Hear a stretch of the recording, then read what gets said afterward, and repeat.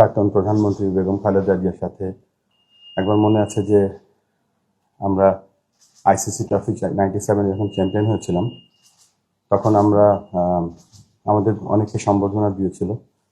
সেই সম্বর্ধনার একটা অংশ ছিল তৎকালীন বিএনপি সম্বর্ধনা দিয়েছিল মিন্টো রোডে, এবং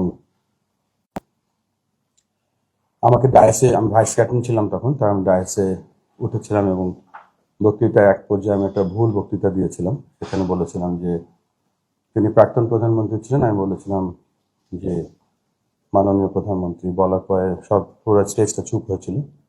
তারপর আমি সাথে সাথে ভুল স্বীকার করে বলেছিলাম প্রাক্তন প্রধানমন্ত্রী। ওটাই আমার ছিল শেষ ওই আইসিসি ট্রফির যতগুলো অনুষ্ঠান হয়েছিল ওটাই শেষ।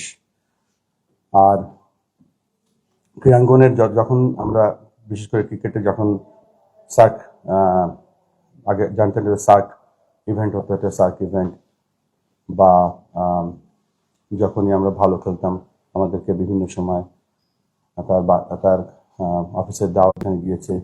এবং আমার জীবনের সব থেকে বড় যে প্রাপ্তিটা ছিল রাষ্ট্রীয় পুরস্কার, সেই রাষ্ট্রীয় পুরস্কারটা তিনি আমার গলায় পরিয়ে দিয়েছিলেন, মেডেলটা।